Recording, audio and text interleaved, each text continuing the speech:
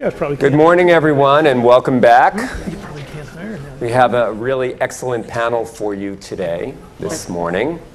I want to give you some ground rules that we're going to do to make this session a little bit different than maybe what you're mostly used to. First off, the panel's going to be, let me introduce myself first. My name's Barry Chaiken. I'm a physician with a background in general preventive medicine and public health. I've worked for payers and providers and vendors and management consulting companies and all those types of people, so I have a lot of experience in the health IT space, and I spent 4 years on the HIMSS board of directors, and I was HIMSS chair 2009-2010.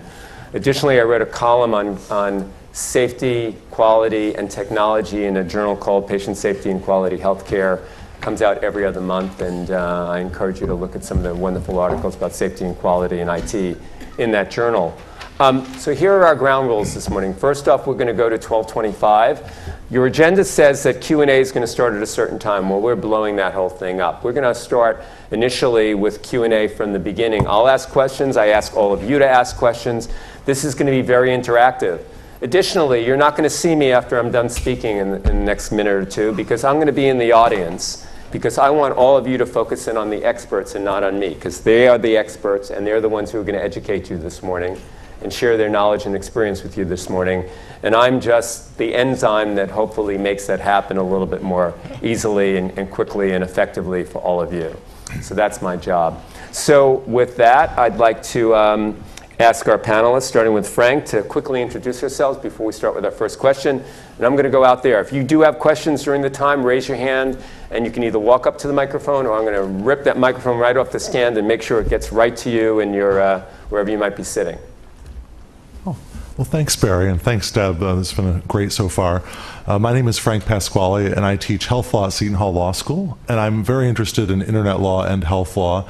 And I think my role in the panel is trying to bring together the privacy community and the health privacy community. Because I think a lot of times within the privacy community that I operate in, when I bring up problems about health law, people say, well, there's Hipaa, and that should solve all the problems. And I think we've seen earlier today it doesn't. And a lot of my presentation will be based on, or a lot of what I'll be talking about will be based on, given big data and the data deluge about all of us, how much data that's out there, there's so much data that is medically inflected that isn't necessarily covered by Hipaa. And how do we think about a future in which, say, a company could figure out what our waist size is, figure out what books we bought from Amazon, figure out what websites we're clicking on, and is making judgments based on an inferred medical profile based on that type of data. So I hope to bring up some potential problems that that causes and some solutions that we could adopt. Hi, I'm Joy Pritts. I'm the Chief Privacy Officer at the Office of the National Coordinator for Health Information Technology. I believe Farzad Mastashari, our director, spoke with you this morning. My position as Chief Privacy Officer was created in the HITECH Act to make sure that privacy was given and security were given priorities as we are moving to an electronic health information environment. My job, which is also described in the Act, is to advise the National Coordinator and the Secretary on privacy and security across the federal government, with the states, and internationally. So I focus primarily on privacy policy, and it is, as you were mentioning, my job goes beyond Hipaa, which is one of the things that distinguishes what my office does versus what OCR does, which is they are the owners of Hipaa. Before I had this job, just so you know a little bit about my background, I was at Georgetown University, conflict of interest, or Yay team, however you look at it. I had a joint appointment with the Law Center, the global O'Neill Center for Global Health Policy, and also at the Health Policy Institute for a little bit over 10 years. So I have worked these issues for a number of years, primarily in private, and when I was in the private sphere, from the consumer perspective. So I bring an interesting perspective to a job in the government, I think, and I think that it has been very useful, and I'm excited to be here today and to know how many people are here and how many are listening on the web. Because 400, Deb tells me, so that's great. It's wonderful to see this interest in this important topic. Yes, I'm Jim Pyles of the law firm of Powers, Pyles, Sutter, and Verville. We're a health law and policy firm here in D.C. I've worked in the area of health information privacy for over 30 years. The reason being is that my brother is a psychoanalyst, and he's been my brother for longer than 30 years. So I really had no escape. I had to take on this issue because psychotherapists are really the canaries in the coal mine. Health information privacy may be important to other types of practitioners, but it's absolutely essential if you're going to have psychotherapy, successful psychotherapy. After 30 years, I sometimes think the longer I work on this issue, the simpler it gets. And sometimes I think when you hear some of these panels up here, you think, oh my God, this is so complicated. How can anyone understand it? Well, when you understand that all health information begins private, it begins in your head or your body, and it does not get disclosed unless you voluntarily agree to do that, at least so far. I mean, we may get one day to a different situation, but so far it's up to you. So we have to have a system that inspires your trust enough that you will voluntarily disclose the information so it can be used to help you. There is only one component of the healthcare delivery system that's absolutely essential. We can do without hospitals. God knows we can do without insurance companies. We can do without doctors. We can do without nurses. But we cannot do without patients. So one would think that if you were approaching healthcare privacy policy, the very first thing, very top priority, would be to ask, what do the patients want? Unfortunately, we have laws right now on the books that do not put the patient first. We have, and some of you may have seen this handout out front by the American National Standards Institute, a report that came out in March. Two quick findings I thought were interesting. 60% of the public believes the health laws don't protect their privacy, and 80% of the regulated industry doesn't understand the laws. So looks like to me we probably could do a little better job with the laws. Thank you. I'm Marcy Wilder. I am a partner and chair of the Global Privacy and Information Management practice at the law firm of Hogan Lovells. My area of specialty is health privacy, and I got my start in health privacy back when I was the Deputy General Counsel at the Department of Health and Human Services, and I was the lead lawyer on the development of the Hipaa rules. And maybe we should launch right into debate, but I would submit, or maybe we shouldn't, but I would submit that it's not the case that the disclosures of your health information are voluntary or feel voluntary. Beginning with when you need health care and need to go to a doctor, it might not feel like much of a choice. If you want treatment, you're going to need to provide some information.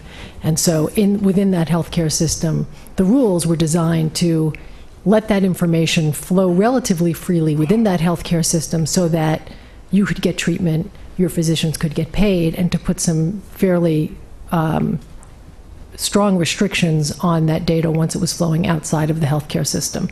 Those are lines that are sometimes difficult to draw, but I think that's the beginning premise. I'd like to jump right into our discussion with Marcy and with Jim, which is, I think, Jim, I'm afraid your premise is already old. Because... Well, I'm old. It stands to reason. But of course, so is the law. But the technology moves much faster than the law can. And there are already implantable medical devices that once you agree that they're going to be implanted in your body, that they are transmitting information, whether you understand that or not on a daily basis. So what you said, that new future, is, I'm afraid, in some ways already here.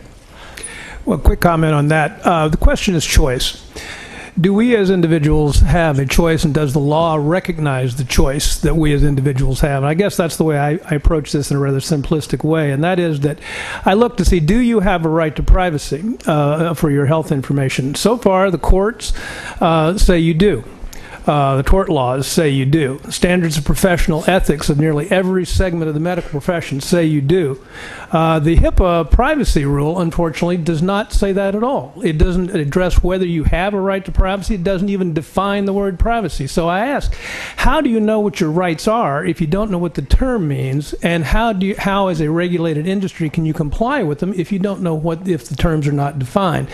The High-Tech Act, for example, has an entire section entitled privacy.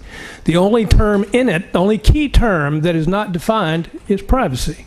Now, privacy is defined by the courts. Health information privacy has been repeatedly defined by the courts, and the one critical element is control. And that is that you, as an individual, or privacy is the right of the individual to control the use and disclosure of their information. And I suspect that if you ask, well, I know because I've seen the surveys, if you ask the public, do they believe they either have or should have a right to privacy? Old as that principle may be, and Justice Douglas said it was older than the Bill of Rights, the public believes they both do have a right to privacy and should have a right to privacy, and that is their expectation, and you'll get sued if you frustrate it. Well, I just wanted to jump in terms of, just to build on one of Joy's comments and to respond about privacy here. One program that I went to that Joy was organizing that was really excellent back in 2010 was something on personal health records that was a joint program of the FTC and HHS.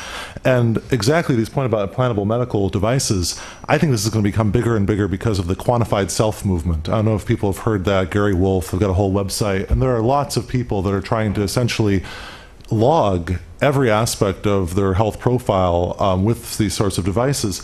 And the question for me becomes, when we have employer pressure for wellness programs, when we have other sorts of pressures on people to demonstrate how healthy they are, does this lead to an unraveling dynamic where essentially it may not, to get to the point about it doesn't feel forced or disclosed, to Marcy's original point, and people can quite easily feel that they are ultimately forced to be part of these monitoring programs because if they're not, they can't compete.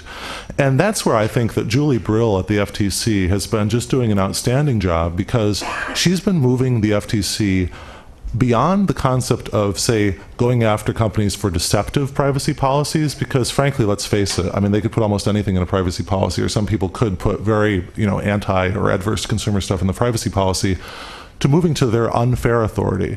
And I think it would be deeply unfair for any of these quantified self devices to, say, lock people into reporting or to connect them to employment or to do other things like that. I think that's a very important step we need to take to say, we can't go any further in terms of certain types of uses or certain types of lock-ins of consumers, denying consumers control, even if they consent. Can I back up for 1 minute? Because I'm not an attorney. Even though I'm a physician, we always think we're attorneys, but actually we're not. I've heard the other way around, but I'll let you guys figure that one out. Now, there's a difference between government, privacy, individuals have privacy from the government, from unreasonable searches and seizures, things like that, versus commercial. Can you explain that for everyone here, or at least for me, and then also for our audience online? There should be a difference between government privacy from the government and privacy from commercial. Well, whether there should be or there shouldn't be, there's a difference in the laws that apply. The Constitution protects us from our government and the agents of the government. It does not protect us from each other. So the constitutional right to privacy is recognized by the Supreme Court under the Fourth Amendment, the right against unreasonable searches and seizures, and the Fifth Amendment right to liberty. Applies to government intrusions by state or federal and their employees. They can be sued in their personal capacity for violating your health information privacy. But tort laws apply to in all 50 states and the District of Columbia, and does recognize a right to privacy for information that someone has a reasonable expectation would be held private, and that does allow you to sue each other, and there's certainly other like the other legal principles as well, including psychotherapist patient privilege, patient physician privilege, various other laws that apply to individuals.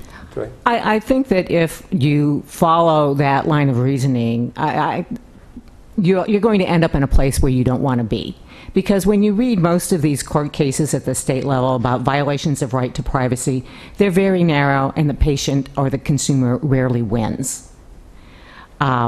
And so in that respect, I think that it is really essential that you have laws such as the Hipaa privacy rule that do apply to private parties and that do set parameters on how they can use and share health information, and that impose penalties directly on them if they don't follow the rules. So it's a much stronger protection than you would have if you're just relying on tort law. The other aspect of the HIPAA privacy rule in particular, and I think, Frank, you realize this too, is that the way that we regulate in the United States is based on sector, generally. So when you pass a law in Congress, they usually say, okay, we're going to regulate the railroads, or we're going to regulate the airplanes, or we're going to regulate, in our case, it was originally, we're going to regulate health plans and healthcare providers and these things called healthcare clearinghouses, because we all know that they're central to making the healthcare system work and function and share information. For originally, it was mainly for payment purposes. That's how our system works. So one of the difficulties that I think that we have seen is that it's difficult to apply that sectoral approach to health information when it is held by a lot of different parties. One of the things that high tech did to improve that is it said, all right, the original rule said we're only going to cover this core little group, and it has drastically expanded the number of organizations and people who are going to be directly subject to the requirements of the HIPAA privacy and security rule. I'd also say that patient consent is a piece of that, but there's a huge piece in there about how you secure information and how you ensure people are who they say they are, and all of those things are really very important as well, particularly as we're moving more and more into electronic world. One question you have as a policy person is, do you, because of changes in technology, change your standards of professional ethics or fundamental legal rights to fit the technology, or do you fit the technology to meet the requirements under the standards for the ethical practice of medicine and the fundamental privacy rights that people have? I suggest that the second option is probably the better one, merely because you have the ability, or we now have the ability, to accumulate the health records of millions of people in one spot and disclose them around the world. Does not give us a right to do it. Joy is right that the HIPAA privacy rule does provide some rules that apply to private individuals, but the problem with that rule, even when it was amended to take out the right of consent, was indicated by HHS, where they said that this rule is only a floor. It is not intended to even be best practices. So we can't say that this is the ideal way we should be proceeding. This is the minimum we should be doing. All state laws that are more protective are still in effect. Constitutional rights are still in effect. Standards of legal or medical professional ethics are still completely in effect. Quick example, standards of professional ethics say you cannot disclose someone's information without their consent. HIPAA says you may. So, small distinction there. Jim, I want to push back for. Oh, go ahead, Marcy. So, a couple of things. It's true that HIPAA is the federal floor, and in fact, many states do put more stringent restrictions or more protective restrictions, particularly on sensitive data like HIV data and reproductive health data and mental health information. So there is a regime of laws that is working toward protecting privacy. Health data is some of the most regulated data in the world. And what I haven't heard enough of here today, I think, is the notion that the goal ought to be to balance privacy protections with providing quality health care to patients. And that balance, and how do you express, of course there is a right to privacy, and I'm not sure that spending our time talking about the definition of privacy is going to get us where we need to go. The important thing, I think, is how is that right to privacy, that individual right to privacy, protected? And we have a very specific legal regime that talks about how your information can be used, how it can be disclosed, how does it need to be protected and secured with the HIPAA security rule, and what happens in the event that there's an unauthorized disclosure. We now have a federal health data breach notification law.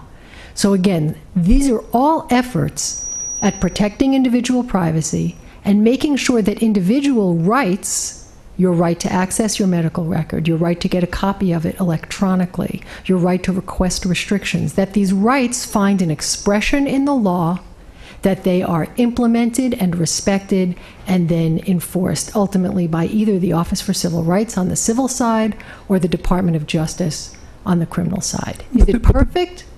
No. But the question is, do you have a right to privacy, which you've always had, and does that right somehow get trumped because we want to provide better quality health care? As I said at the beginning, simply because I can, as a physician, give every male over 40 years old in this room a digital examination for prostate cancer gives me no right to do it without their consent. Same as true with the access to their information, fortunately under current law.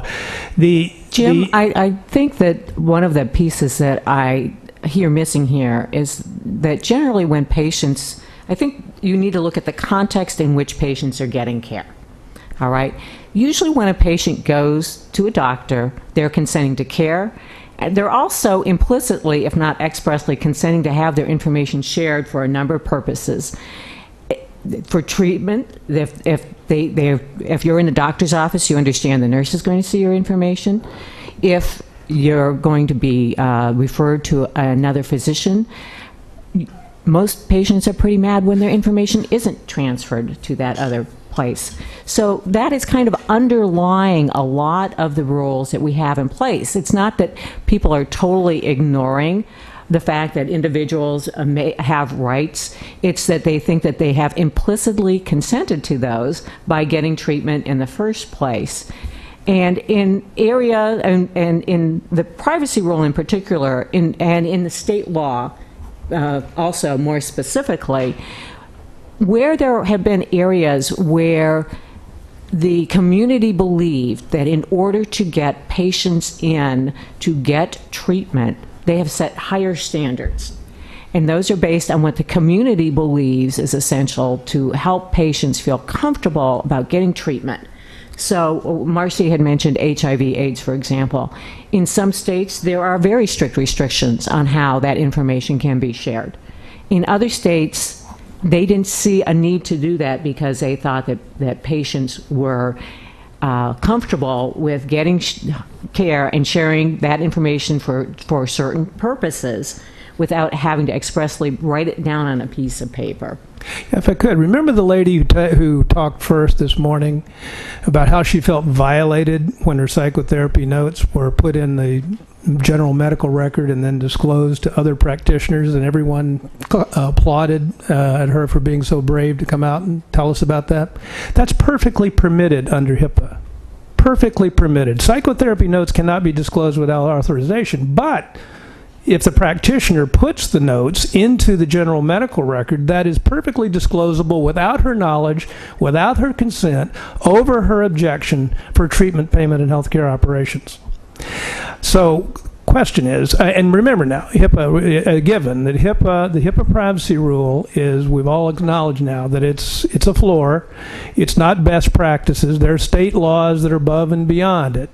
So, what we have is a federal law that's excuse me now, I'll let you finish. That we have a federal law that has a floor for privacy. We now have electronic disclosures of records that are entirely different from disclosures of paper records. You can get a paper record back. You cannot get an electronic record back. You can disclose millions of electronic records simultaneously. You cannot do that with a paper record. So health information technology, electronic health information technology, is a game changer legally, because the damage that can be done to someone is perpetual, and the damages that can be awarded are incalculable. So the law is still trying to catch up with it. Joy is absolutely right. The law has not caught up with the technology, but the question really is, do we as citizens still have a right to privacy that is recognized in law? And so far, the courts, and I have to disagree a little bit, the court holdings in U.S. versus Jones, for example, just handed down by the Supreme Court, was not that narrow. It said that a right to privacy, at least under the Constitution, is to be determined in two ways. Number one, would it have been intended by the framers of the Bill of Rights? And number two, is there a reasonable expectation of privacy today? And I think most of us would agree that we do have a reasonable expectation that our health information privacy will be used in ways we want it used and not ways we don't want it used. Frank? I mean, I want to try to reconcile the conflict a bit, which is I think that the key is to be able to tag people and to tag data so that people can have more granular control. We often hear this sort of very blanket characterization of big data as infinite flows of information, there's no secrets anymore, etc. Well, banks are keeping secrets. You know, the Google algorithm, how it orders the web, is keeping secrets. Any software company worth its salt is probably keeping some trade secrets about what it's doing. How do those companies do that? Well, they implement security procedures whereby, say, you know, to give the example of Julie this morning, there would be metadata in those sorts of records that would be clearly identify, hey, this is, say, a psychiatric record versus like other types of records. And I believe that Nick Terry and Leslie Francis have done in their work, like that type of, have laid out the types of granularity that could be involved there. Now, where does that get implemented? Is it through OCR? Is it through meaningful use? Is it just through market competition among technology companies? I don't know exactly where that would get implemented, but clearly I think there should be a market for that type of granularity and control. And I would go beyond the medical record context, and I would say that type of granularity and control should be available among social networks and other collectors of personal data.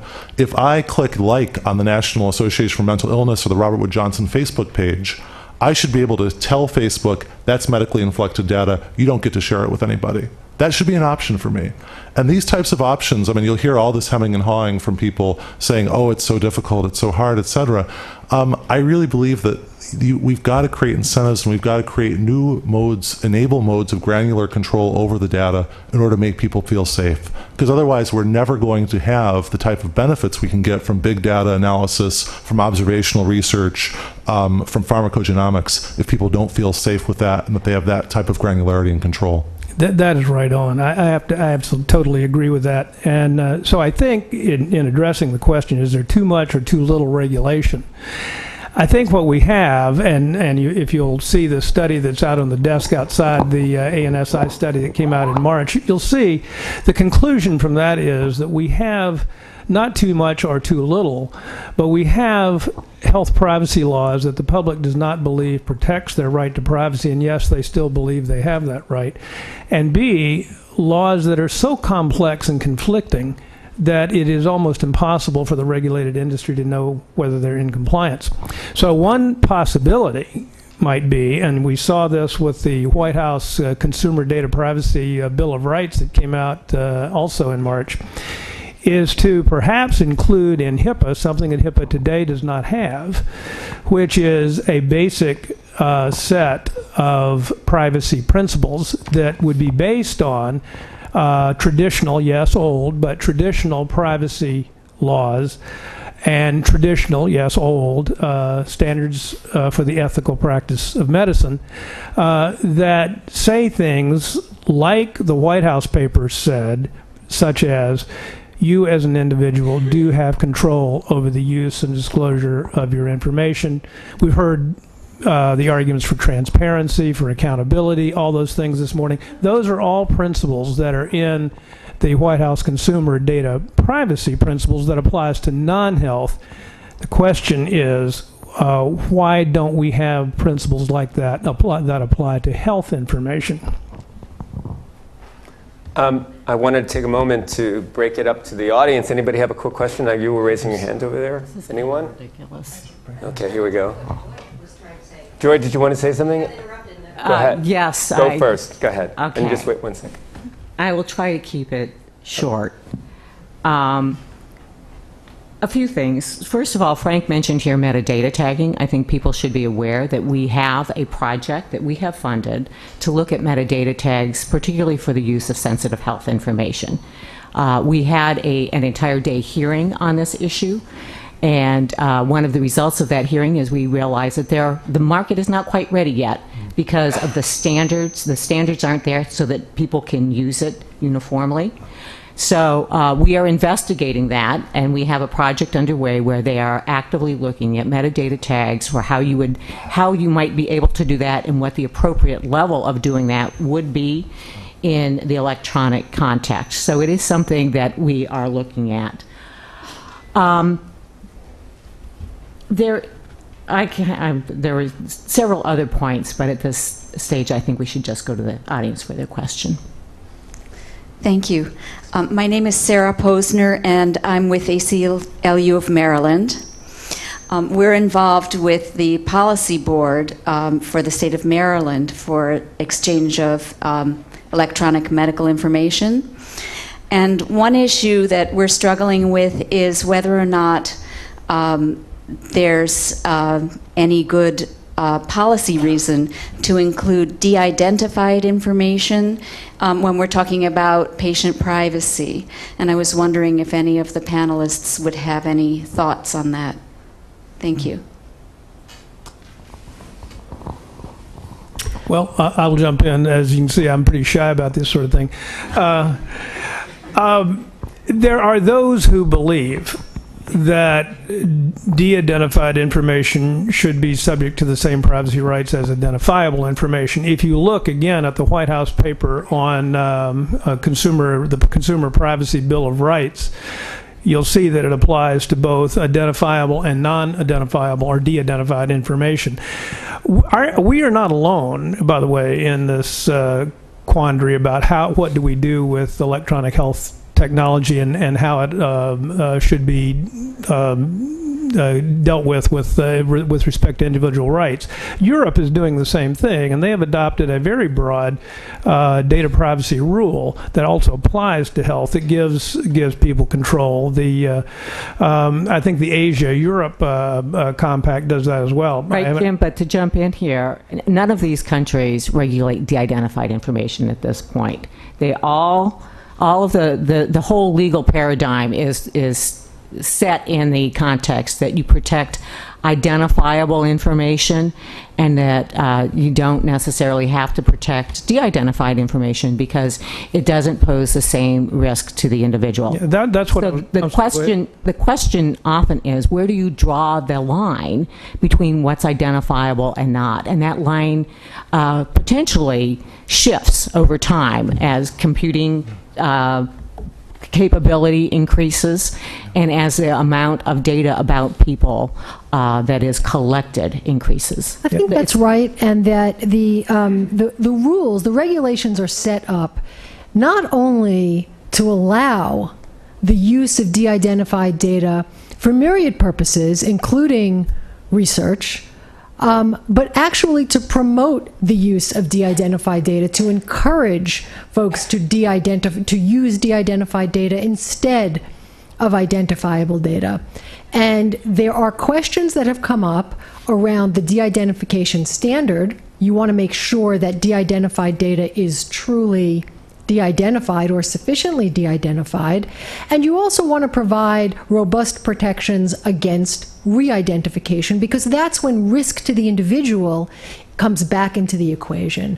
And so I do think, and I think that we are going to, in the HITECH Act, Congress did instruct HHS to provide additional guidance on de-identification, and I suspect we'll see that in relatively short order. Yeah, and I think it's important, though, for you to understand. I didn't get to the second point. First point is, I said that there are some people who believe you can re-identify anything, and therefore the same privacy rights should attach. There are others, as you heard, who believe that perhaps we should allow de-identified information to be used and disclosed much more permissibly. I don't really have an opinion on that, but which is one of the few things I don't have an opinion on, I guess. But I do want to suggest to you, of the lady who made this comment, that there is a litmus test you can use. And it's a litmus test that I think, as a policy person, is a good one to have. The reason we have rights to privacy, according to the Supreme Court decision in Jaffe versus Redmond in 1996, is to promote access to quality health care. And that is that we need to preserve the willingness of each of you, of each of us, to be willing to make that voluntary disclosure to our practitioners. So if you're looking at whether privacy rights should extend to de-identified information, the question to ask is, do you think that would chill, or is likely to chill, the disclosures of, say, the lady's disclosures to her psychotherapist, the lady we heard this morning? If that, as Joy says, if that information, if technology permits that information to be re-identified, then the answer is probably yes. If not, then the answer is probably no.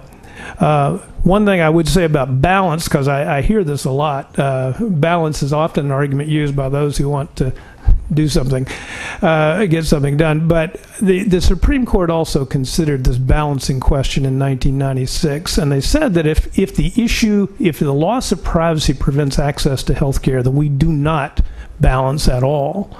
And I remembered one of the president of the American Psychoanalytic Association got that very question from the National Committee on Vital and Health Statistics, and someone asked her, well, gee, I'm sure you believe your standards of ethics say that you believe in privacy and consent, but don't you have to balance that against the better good, the more broader good? And she said, oh, no, we never put our ethics on the scale, which I thought was an interesting comment.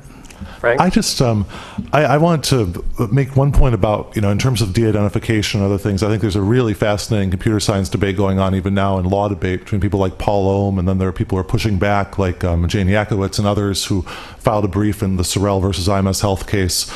But I think that, we have points of use of data where there's collection, analysis, and use. And we're focusing a lot on collection and sort of what happens at that point. And a lot of my questions come up when I think about, well, who is creating our medical reputation? There's entities out there that will create a score about you, that will essentially, based on, say, pharmacy records, will create a score that say, we've scored them and we think that person's likely to have this level of medical bills. That's of great interest to potential future employers, as was brought up by Helen this morning. That's very worrisome. I mean, there's lots of entities out there. We know about the 3 credit bureaus. There's something that was recorded in the Washington Post called over 60 fourth bureau entities, that keep all sorts of data on individuals. Very hard for any individual to keep track of all that. How am I going to, I have a hard enough time keeping up with the 3 credit bureaus. How am I going to keep track of all these fourth bureaus?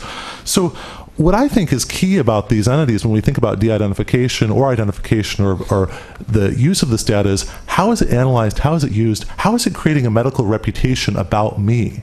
And what do I do about that? And I think some solutions are things like making sure that they have accurate data, that they actually can be audited by entities, be they at the FTC or elsewhere, in order to see where they got their data from.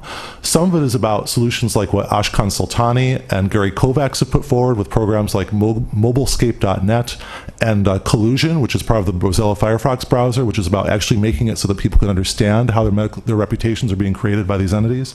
And finally, I think that some of it is about possibly really looking into how are people using this data and not allowing them to use certain scores or other entities or certain medical reputations to make key decisions. Now, this is not meant as a criticism at all of the existing privacy framework. I think that Joy and her office and other offices are doing an amazing job within the existing framework.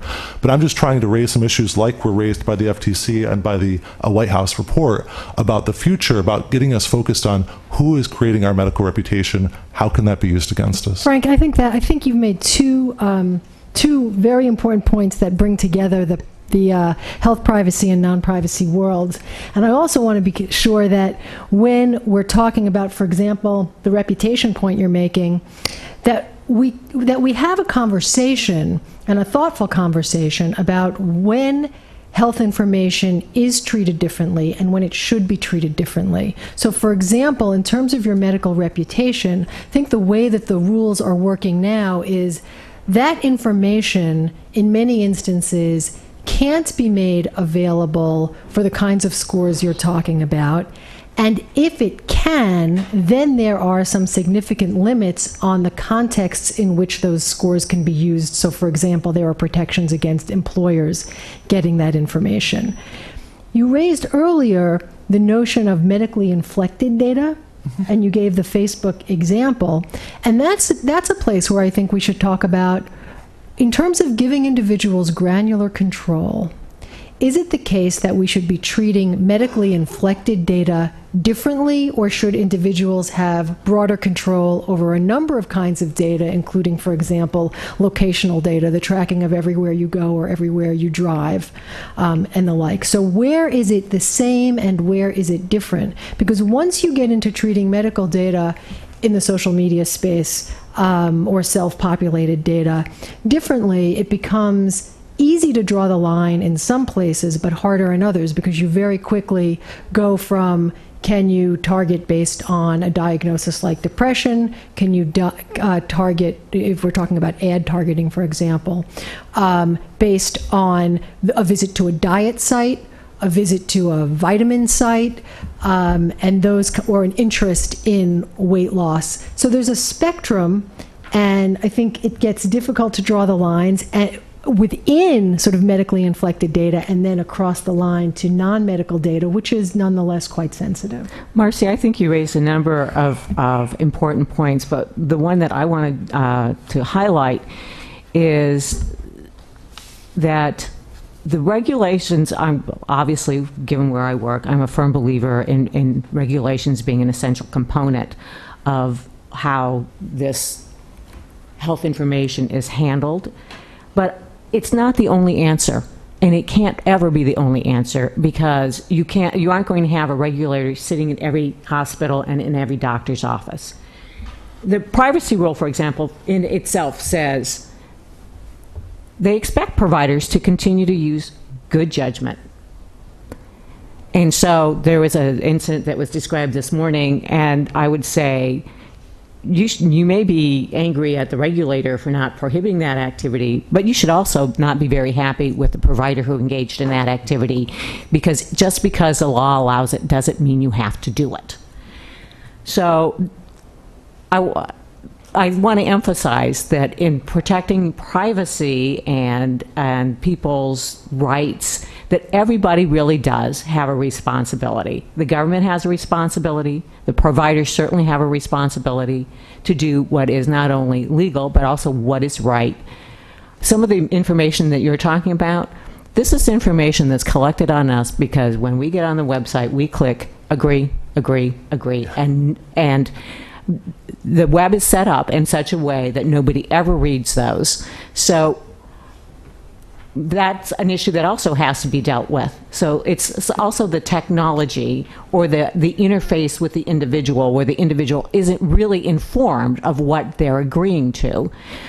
And I think you raised another interesting point, which Mark Rothstein, who is standing there, would probably like to make himself, about how consent can be compelled from people. So there are all sorts of people. When you look at where the responsibility lies, I think regulation is a very important component, but everybody has a role to play, and everybody needs to exercise good judgment. I would agree. These folks have been waiting quite some time. Yeah, I want to ask go move on to the questions. next question. Hi, I'm Adrian Gropper. I would like to direct this question about too much or too little regulation first to Joy, if you would, of a particular kind that we've been sort of touching on, which has to do with identity. And one alternative to a lot of regulations around consent issues and around privacy, what's implied, and et cetera, in particular when it comes to the difficulties we saw this morning of individuals, patients, understanding the issues around disclosure. Outside of healthcare, individuals already understand that they can pick different email addresses when they go on a social network in order to manage certain aspects or to compartmentalize certain aspects about what can be done to them or about them. It's not terribly effective. I understand Google can see right through that, and maybe there's another class of regulation about the Googles of the world, but I'm not going there yet. When it comes to dealing with financial transactions, people use different credit cards or will actually pay cash in order to make sure that an employer, they have this concept of, you know, this is what the employer is going to see, this is what my spouse is going to see, this is the credit card that I otherwise would use. With respect, and this is why I'm starting off with Joy, with respect to the regulations around Hipaa and the new things that are coming up down the line on governance for the Health Information Network, can you say a little bit about how you see the right to be voluntarily identified when you engage aspects of the healthcare system? It's not really been mentioned as far as I can tell, and it goes a little bit beyond Hipaa because it's not an institutional issue, it's sort of a meta-regulation. It seems to me that it's a little bit different from the other things we're talking about. Well, that is an interesting issue. It is kind of difficult to receive treatment without being identified. In some, because of, you need to, all of this happens within an existing medical context. And many providers, most, are reluctant to give treatment to individuals without knowing who they're treating because of liability purposes. So there's this whole framework out there that the privacy has to interact with. It's an interesting concept about the level of identity people may be willing to share. So, for example, I'm willing to share my fully identifiable information with my providers. If you're going to use this for treatment, maybe I'd be willing to share enough information so that you'd know that I'm 40 years old and a female, but nothing more than that. So those are interesting concepts. They're kind of aligned, I think, with some of the different layers of identifiability that are in HIPAA. But I would really encourage you to submit a formal comment on that in the governance request for information. For those of you who aren't aware of that, there is in the Federal Register, there has been published a request for information, which is a very, very preliminary step in a rulemaking process, which is asking questions about how do you think that a nationwide health information network should be governed. And one of the premises behind the request for information is a realization that I would call it the public sector regulators probably will not have enough bandwidth to be able to do all of this on their own. Yeah. And so it's looking to set up a structure that is more of a public-private cooperation in getting people to agree to higher standards than that they'd be legally required to do. That request for information, the comment period has been extended, and it's open through Friday, June 29th, and we really do encourage you to get in on the ground floor and let your voice be heard. If I could comment on that as well, what you're talking about essentially is choice by the consumer. You know, do they have a choice on what credit card they use, what number they use, in order to determine how much information is actually disclosed? I think that's your comment, isn't it? In order for them to understand, to begin to engage with the system. Right. It's not just that we can regulate everything about what everybody does, right, but it's a way of engaging the consumer into thinking about something that right now we're having a lot of difficulty communicating. You can't get to consent unless you can do this first, I might argue. I'm not trying to, in other words, is this a fundamental issue in engaging consumers? Well, there are two issues. One is, what are the basic rights that individuals have? It seems to me there has to be some sort of determination about that. But the second is, assuming once you've figured out what those are, then how do you implement them or exercise them or allow the public to exercise them? Getting back to Frank's point a little bit on this as well. If you look at the Consumer Bill of Rights issued by the White House, it calls for a centralized determination point where a consumer can simply, in an easily understandable language, figure out what rights they have and how to exercise them. So that might be, I'd suggest it is an approach the White House has said they're going to be implementing immediately, which is probably not a bad one, which is to A, recognize that consumers do have choices, B, then set up a mechanism where they can be those choices can easily be exercised. I just wanted to add just one other thing about payment information. I mean, sorry, just one other thing. The burden, though, according to the White House document, is on not on the consumer, but is on the industry to build that.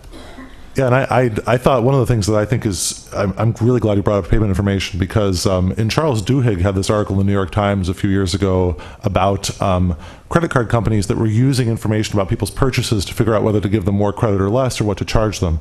And the example that's always given by the big data advocates is to say, oh, we found out that people that buy felt tip bottoms for their tables are really careful, so we give them more credit because we know they'll pay it off. But then you read the article and you find that they're also looking at, oh, we find that people that are paying for marriage counseling are really likely to have financial distress, so let's really hold back from them. And what I find really useful about the FTC framework and other frameworks is they want to make it transparent about how your data is being used. And I think it's really important. I mean, on the web, we have plugins like Ghostery. We have the thing that Gary Kovacs announced just recently called Collusion. We have other things where we can look at how we are being tracked on the web. You know, you visit 4 sites, you're probably tracked by 25. That is emerging on the web. We need to expand that in lots of different areas so we aren't just constantly surprised by saying, oh my God, I went to marriage counseling and now my credit's being cut. Well, that is a concept that you see in the European Union's regulation. The idea of transparency is to let people know how their information is being used, but it really doesn't do them much good if you let them know how it's being used if they can't act on it. So you'll see again in the White House Bill of Rights, you'll see principles such as choice, transparency, accountability. Those are all good. Those are all good principles we could probably use in the health area. Anyone have a question on this side of the room? Because I have the microphone. If not, we'll go to the question right there. Thank you. I have a comment on the de-identification issue. I'm Mark Rothstein. And I think in the discussion, one important element has been omitted from the discussion, and that is the question of what is the interest of the individual in de-identified information. And it seems to me it's not privacy primarily anymore, it's autonomy. Every poll, every survey, every study of individuals in the clinical context or in the research context that asks the public, do you believe that you ought to be able to continue to control information even after it's de-identified for all these other uses? And the public overwhelmingly says, yes, it's my information and I should get to decide who has it and what uses. Now, I'm not suggesting that the regulation of de-identified and identifiable information should be coextensive. All I'm suggesting is that de-identification is not an abracadabra that automatically takes away any interest that an individual has in their information. I believe that I don't know if Julie is still here, but if you asked her, would it be okay if we released all 200 pages of your psychotherapy notes, but we'll take your name off? Absolutely not. Oh. Okay. Well, thank you for helping me make my point.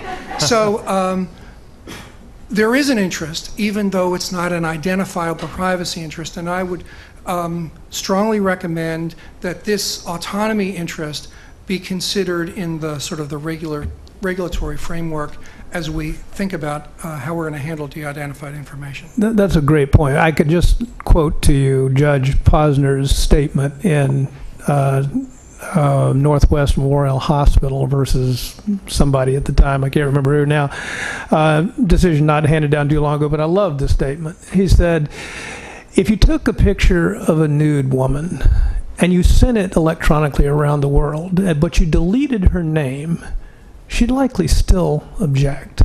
So I think that sort of gets to your point. It's she's still certainly identifiable. But I thought that was a wonderful comment, because the question in the case was, could de-identified information be used? Would that be permitted? And he said no. I'm not really sure why the question in that case, or actually your case either, is about de-identification at all.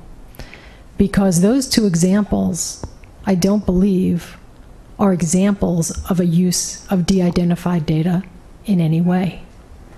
The legal standard, there is a legal, when we talk about de-identified health data, the law says removing the name, not enough. The law says if there is a way to re-identify that information, either with knowledge that somebody else has or is available to them, then it is not de-identified. So I want to be very careful when we talk, to not make light of, the de-identification standard is very important, and data needs to be truly de-identified. It doesn't undermine the autonomy point that you're making, which is to say, even if, I just want to make sure we're talking about examples where data is truly de-identified, even in that case, the autonomy point is individuals may nonetheless have an interest, some kind of a cognizable legal interest in that data. And that's something that comes up in the context of de-identified data. It comes up in the of data. It comes up in the context of human tissue. It comes up in the context of research.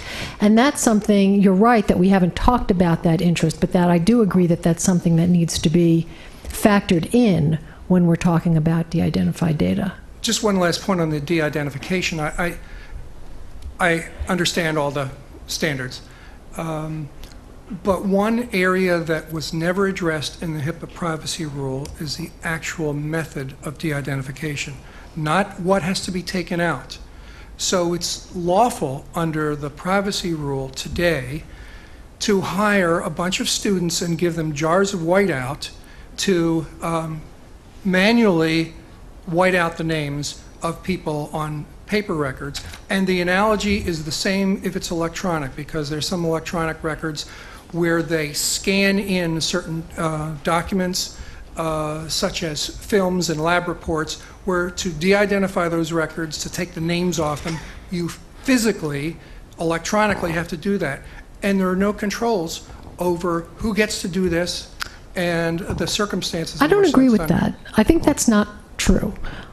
In the following sense. First of all, I also want to make clear, whiting out the names, that is not de-identified data. You'd have to white out all of the relevant fields that could be used to identify the individuals. Same point. Doesn't matter. And the individuals who are doing that, either if you're hiring students and you're a healthcare provider, for example, those students either need to be part of your workforce and subject to the rules and training as part of your workforce, or you will need to have a business associate agreement with whoever is doing the de-identifying for you that will say that they can use it only for that purpose and also adds additional protection. So it is simply not the case that any old person can de-identify health information. There are rules that apply. Although I bet Dan Barth-Jones, who is standing behind you, will have something to say about this, since he is one of the foremost de-identification experts in the world. Well, I don't have to introduce myself now. Exactly on that point. Either someone would have to be a business associate or a member of the covered entity's workforce in order to do that. And if you're going to make that distinction and say, well, students shouldn't be involved, then you have to also say, you know, students shouldn't be medical technologists, they shouldn't get training. You know, we give some kind of trust. Okay. So, but there is a great deal of control over what goes into having to comply with those requirements. You have to be a business associate or a covered entity in order to engage in that activity of de-identification. The thing that I want to bring up, I'm an infectious disease epidemiologist as well, and one of the things that is of great concern to me when we talk about de-identification is I think everybody here has routinely benefited from de-identified data in a myriad of ways that you don't know about, mainly because it's de-identified. And so it's used to do things like biosurveillance for influenza epidemics. It's used to do things like simple healthcare systems planning that creates efficiencies that benefit you. It's used to do medical research. It's used to do health disparities research. It's used in a large variety of ways that continually benefit you. And so if I'm going through and de-identifying a data set, I actually have to also consider at the same time, what am I doing in terms of damaging the public utility that is created by that de-identified data? So I have to ensure that there's a very small risk of re-identification if I'm using the statistical de-identification method. But yet at the same time, there's this counterbalancing issue of there are literally tens of thousands of ways that de-identified data goes into the improvement of our healthcare system on every day. And so do we want to abandon those kind of uses, which have a very small risk, in order to try and protect an extremely small risk of privacy? So if we take, for example, Latanya Sweeney's own estimate of safe harbor re-identification risks. She said she thought there were probably 4 in 10,000 people who could be re-identified. The motivation of any individual to try and re-identify those individuals is extremely small. Chances that you're going to get one of the people that you might be looking for is minuscule.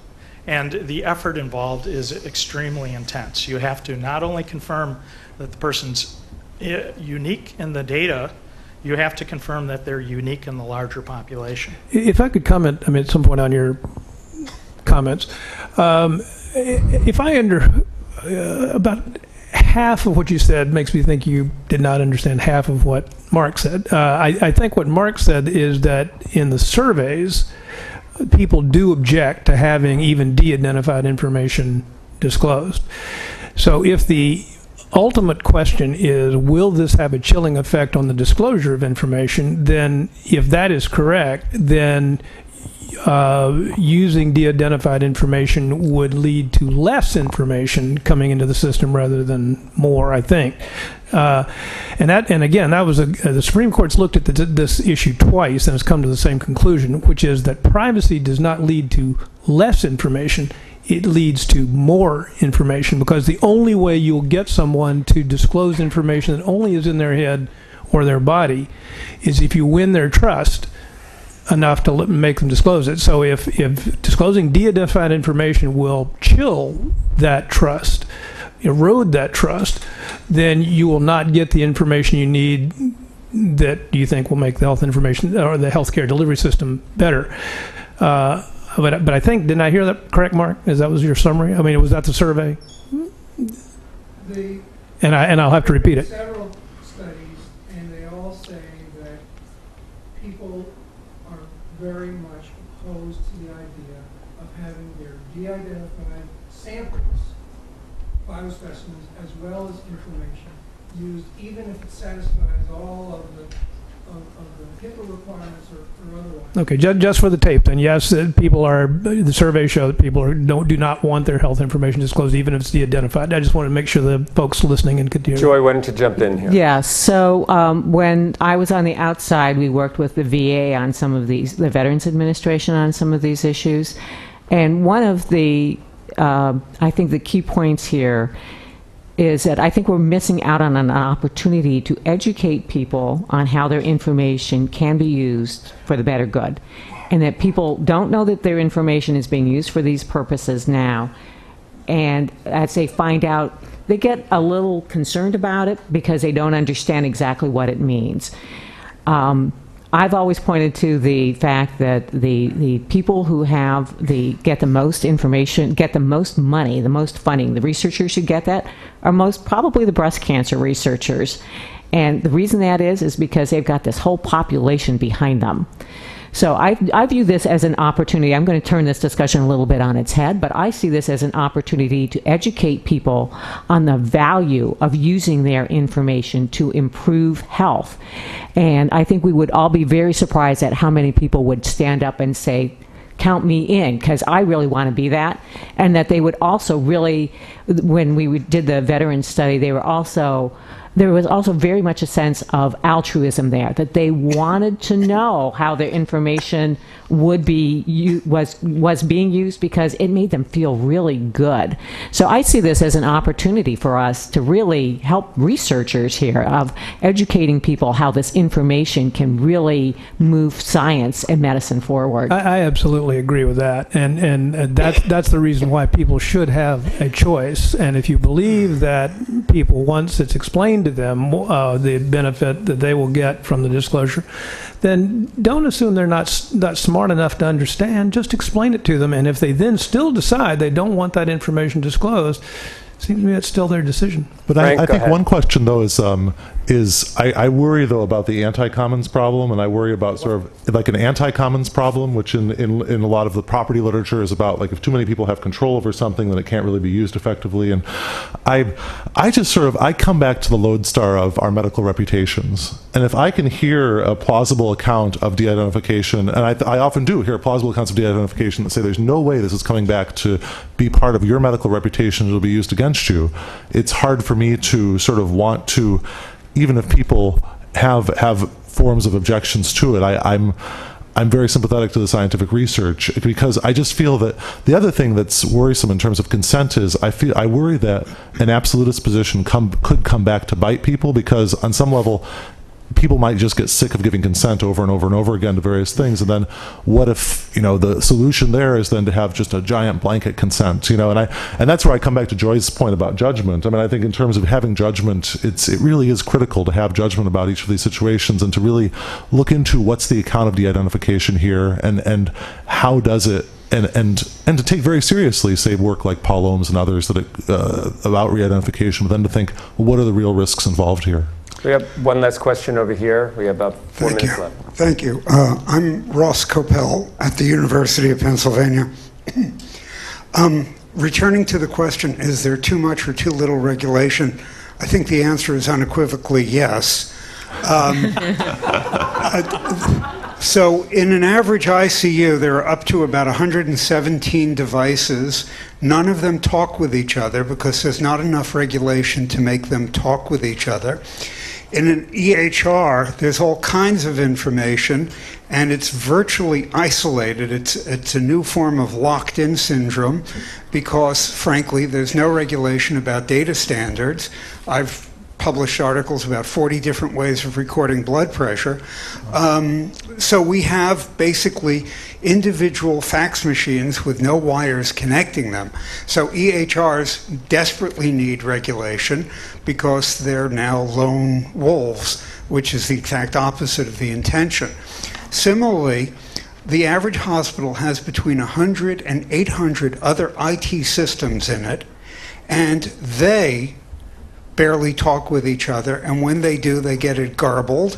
At my university, we have 35 different ways of recording a patient's name. First name, last name, and without universal identifications, it's chaos. And then there's, given all of those rules, of course, there's Hipaa, where it's a Rorschach. I mean, it's so much information that it's so much regulation that it's just interpreted any way anybody feels like, depending on how they woke up or didn't. And then there's the whole paradox of transferring information. So I'm a professor of sociology and epidemiology and biostatistics, and I desperately need de-identified information, and I can't get it because of twisted misinterpretations of Hipaa. On the other hand, if somebody hacks into anybody's data, they don't need data standards. They don't need interoperability because they have the data on Mrs.